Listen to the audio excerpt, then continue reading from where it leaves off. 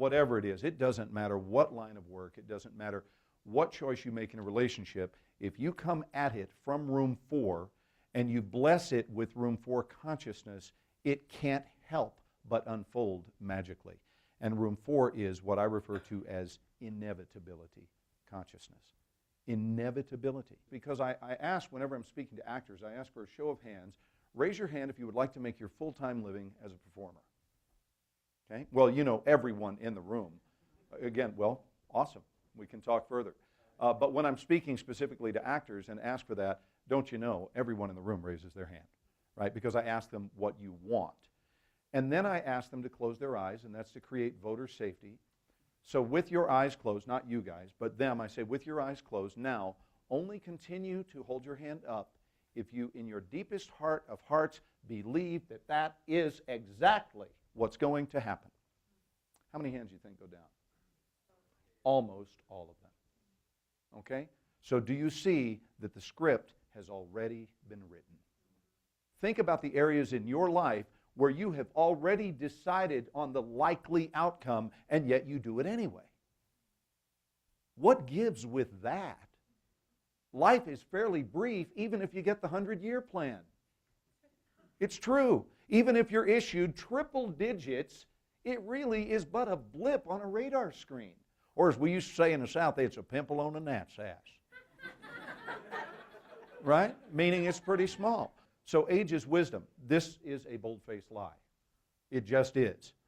Age plus paying attention equals wisdom. That's the real truth. Age plus consciousness equals wisdom. Age plus, this is a huge one, maybe the biggest one, age plus forgiveness equals wisdom. Forgiveness, which means you're letting go of that which hinders you from the past. Right now, we can decide we're ready for something different. That's all. We're just ready for something different. Great that you've achieved that. Great that you've achieved that. Sorry you had to go through that, but not really. Not really. And I'm not really all that sorry you had to go through what you had to go through. And the reason is that there were lessons being shown us. There were things occurring, and that's why you had to be on the bumpy path you had to be on. So learn to feel good about that. Learn to bless it. Every person you meet, I did say the every word. Every person you meet, every person you have met in the course of your entire life is there to help you. Every person. Everyone you meet is going to be providing you with one of two scenarios. Everyone. They will either be modeling for you behavior worth repeating. Yes, you with me? In other words, you see that and go, wow, that's beautiful. That is so loving. That's so kind. That's so generous. Oh, how nice. What a good listener she is. So that's 50% of all people you meet right there. Well, the other half are going to give you the scenario where they model for you behavior of exactly what not to be and exactly what not to do. There are 5 words that I will promise you will change your life, and here they are. That's old. I'm new. Goodbye. So you have to go to it isn't difficult consciousness in order for something to show up. Stay with me on this. What gold medalist in the history of diving ever stood on the platform and right before they went said to themselves, oh my God, this is going to be difficult? That's not what they're doing up there. They're saying things like, rock and roll, baby. I have been so privileged to work with some of the greatest of the greats over the years. I did a movie called Blood Work years ago. Clint Eastwood directed that. And while being in the movie, I was simultaneously the guy who, as Clint was talking to me in the middle of the movie, the camera's rolling and I'm going, you're doing a scene with Clint Eastwood. This is Clint Eastwood standing opposite you. That was my thought, hoping that I wouldn't forget my lines. Nice guys finish last. We've all heard this. Okay, well, I don't know how that sounds to you, but that doesn't sound very attractive to me because I am a nice guy and I have exactly zero interest in finishing last. Zero interest. I kind of dig finishing first. I really dig that. That's why I moved to Hollywood. I didn't go to Hollywood to suck. I didn't do that. I didn't get in my 1974 cherry red Vega and go, I'll bet this dream is just going to turn to dog do, so let's hurry up and participate in that. I didn't do that. I went to win at what I'm after. It's too good to be true. That means we have a built-in ceiling on how good things can be. And anything beyond that built-in ceiling is untrue. You know how I can prove that we've been inundated with this? In fact, a great word, inculcated with, from womb to tomb. From birth to death, we hear things like, it's too good to be true. You know what we don't hear? We never once have heard someone go, oh man, that is just too bad to be true. We've never heard it's too bad to be true, which means we're programmed on some level to embrace negativity as our reality. Don't get your hopes up. Isn't that just lovely?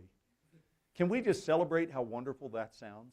And I think we've heard that more than anyone. Can you imagine, any of you parents out there, many of you have children, right? Can you imagine if your last-ditch effort as a parent, like right before your kid goes off to college, right? And you're getting ready to become an empty nester and you're going, oh my God, I've got like 2 minutes of parenting left. I mean, yes, I'm going to be your parent the rest of your life, of course. I'll be dad when you come home from college, and when you get married, I'll be dad. And long down the road, you have business trouble. Whatever it is you want to share, you got good news, bad news, anything, you come to me. I'm always going to be your dad. But I'm not your dad front and center who gets to tuck you in all the time.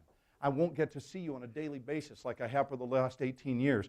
Now I'm down to a minute. Oh God, I got 1 minute. What can I tell you? There's got to be some really important piece of parenting that I failed to tell. Oh, I know. Don't get your hopes up. I'll believe it when I see it. No, you will not. No, you will not. That's a lie. It's exactly the opposite, which is that you will see it when you believe it. That's when things occur. They follow belief. I look at my boat that is my marriage, and I got to tell you, there are boats parked right next to it that are newer. There are boats parked next to it that are catamarans, while mine is a single hull. They've got all the new technology. They have all the gadgets and whistles, and I look, and I want my boat. And you know why? Because I've seen what my boat does in high seas. That's why. I want to be on that boat to face whatever I have to face. Time heals all wounds. No, it doesn't. If it did, you wouldn't see people marching around absolutely bitter about the same damn things for 30 years. They're still talking about what so-and-so did in 1972. Get over it. But this man told me, he said, son, and this is so beautiful. This is about that whole anger and resentment thing. And just no. He said, son, anger and resentment are both poisons that will always do more harm to their container than anyone or anything you could pour them upon. And many of you are seeing people in an elevator for the one and only time you will ever see them. It's okay to talk to people in elevators. It's okay. I don't know why we... Tell me I'm wrong. We see it all the time. I love to get, especially a full elevator, I love when the door opens and go, let me share with you why I've called you all here today. It's a great thing. And immediately you will disarm everyone. It was like, oh my God, someone's playful, thank God. Right? Right? And if there are only 2 people in the elevator, don't ever fart. Because if 2 are in the elevator, everybody knows who did it. Anyway, have fun, be around each other, come from your heart, and God bless all of you.